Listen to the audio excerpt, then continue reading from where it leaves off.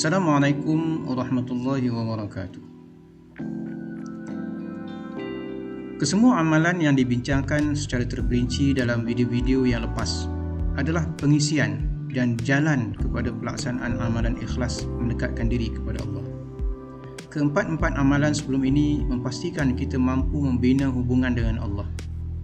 Hubungan yang terbina perlu dimuktamadkan dengan amalan ikhlas semata-mata kerana Allah, agar jelas kepada kita matlamat atau tujuan akhir hidup dan mati kita.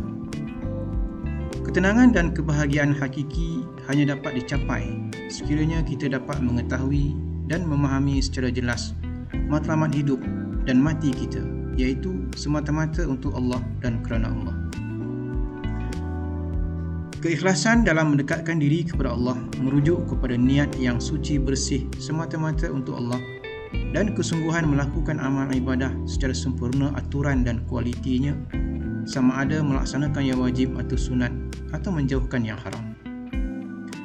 Banyak ayat Al-Quran yang menjelaskan tentang kepentingan ikhlas dalam mengukuhkan hubungan dengan Allah melalui pelaksanaan amal ibadat wajib dan menjauhkan segala maksiat, kemungkaran dan kejahatan, serta melalui amal ibadat sunat seperti zikir, tilawah dan sebagainya. Firman Allah dalam surah Al-A'raf ayat 29. A'udzu billahi minasyaitonir rajim.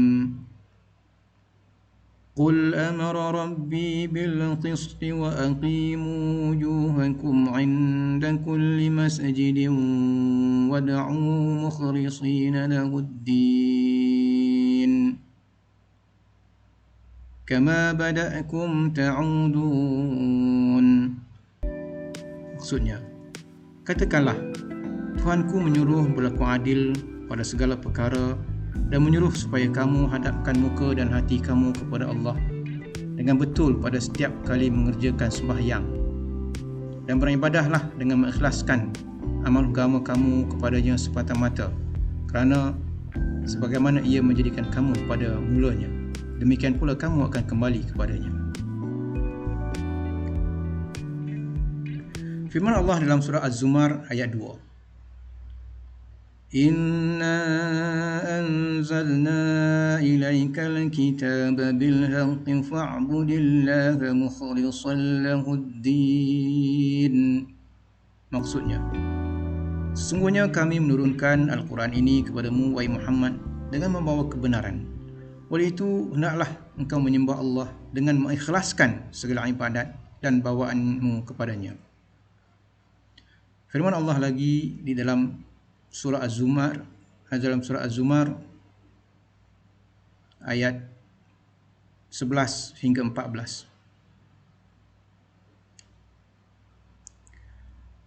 Qul inni umirtu an a'budallaha mukhlishan lahud-din wa umirtu li an akuna awwalal muslimin.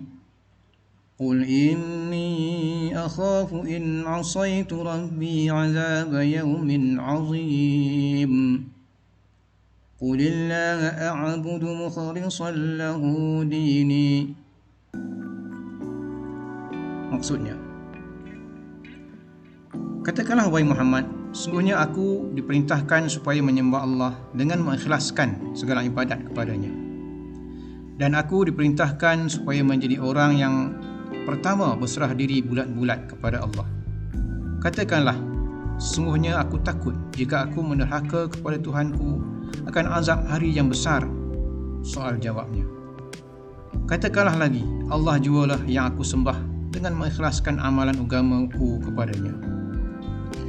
Ayat-ayat Al-Quran yang dibacakan tadi dengan jelas menunjukkan bahawa ikhlas adalah satu amalan yang paling dituntut oleh Allah kepada kita dalam segala bentuk amalan kebaikan yang lain. Keikhlasan kita melaksanakan amalan hanya semata-mata kerana Allah akan membina satu hubungan yang paling kukuh antara kita dengan Allah. Hubungan yang kukuh ini akan membuahkan ketenangan dan kebahagiaan yang sebenar di dalam hati dan jiwa, serta tergambar dalam kehidupan dunia ini dan akan diganjari dengan ganjaran yang besar di akhirat. Hal ini dijelaskan seperti mana yang dimaksudkan oleh ayat 112 surah Al-Imran, ayat 28 surah Ar-Ra'd dan ayat 40 surah At-Taubah. Firman Allah dalam surah Al-Imran ayat 112. A'udzu billahi minasyaitonir rajim. ضربت عليهم الذلة أينما ثقفوا إلا بحبل من الله وحبل من الناس. Maksudnya, mereka ditimpakan kehinaan dari segala jurusan di mana sahaja mereka berada, kecuali dengan adanya sebab dari Allah, yakni hubungan dengan Allah, dan adanya sebab dari manusia, yakni hubungan sesama manusia. Firman Allah dalam surah Ar-Ra'd ayat 28. Alladzina amanu wa tatma'innu qulubuhum bi dzikrillah. Ala bi dzikrillah tatma'innul qulub. Maksudnya, yaitu orang-orang yang beriman dan tenang tentram hati mereka dengan zikrullah. Ketahuilah, dengan zikrullah itu tenang tentramlah hati manusia. Firman Allah dalam surah Taubah ayat 40. Illa tansuruhu faqad nasarahu Allah idh akhrajahu alladhina kafaru thaniya ithnain idh huma fil ghari idh yaqulu li sahibihi la tahzan inna Allaha ma'ana. فأنزل الله سكينته عليه وأيده بجنود لم تروها وجعل كلمة الذين كفروا السفلى وكلمة الله هي العليا والله عزيز حكيم. Maksudnya, kalau kamu tidak menolongnya, yakni Nabi Muhammad, maka sesungguhnya Allah telah pun menolongnya, iaitu ketika kaum kafir di Mekah mengeluarkannya dari Mekah, sedang ia salah seorang dari dua sahabat semasa mereka berlindung di dalam gua.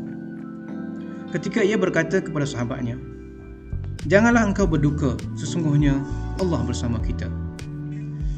Maka Allah menurunkan semangat tenang tentram kepada Nabi Muhammad dan menguatkannya dengan bantuan tentera malaikat yang kamu tidak melihatnya. Dan Allah menjadikan seruan syirik orang-orang kafir terkebawah, ini kalah dengan sehina-hinanya. Dan kalimah Allah, yang Islam, ialah yang tertinggi selama-lamanya, kerana Allah Maha Kuasa lagi Maha Bijaksana. Ketenangan hati disebabkan rasa dekat dengan Allah adalah kebahagiaan yang sebenar. Hati yang tenang dapat mengubati segala kesedihan, mendidik diri agar pasrah dan redha dengan ketentuan Allah. Hati yang tenang kerana dekat dengan Allah menjadikan orang miskin sabar dan redha dengan apa yang ada. Menjadikan orang kaya pemurah dan bersyukur untuk sentiasa berkongsi rezeki dan nikmat yang dianugerahkan oleh Allah kepada mereka. Semua orang akan merasa bahagia kerana Allah dekat di sisi mereka. Begitulah sekadar yang termampu kami sampaikan. Ilmu dan pengajaran daripada Al-Quran tentang cara dan kaedah mencapai kebahagiaan sangatlah luas dan tidak mampu untuk digarapkan dan disampaikan dengan hanya beberapa siri video ataupun ceramah. Oleh itu kami menyeru agar kita semua terus meneroka pengajaran Al-Quran tentang kebahagiaan hakiki melalui pembacaan, tadabbur, perbincangan dan penyelidikan. Terima kasih kerana menonton. Semoga sedikit perkongsian ilmu ini akan memberi manfaat kepada kita semua untuk kehidupan di dunia maupun di akhirat. Dijemput untuk like dan share video ini agar lebih ramai saudara kita mendapat manfaat daripadanya. Untuk mendapatkan lebih banyak maklumat dan notifikasi daripada video-video akan datang, tuan-tuan dan puan-puan dijemput untuk subscribe dan kongsi channel ini dengan sahabat dan saudara mara. Sekian, Assalamualaikum warahmatullahi wabarakatuh.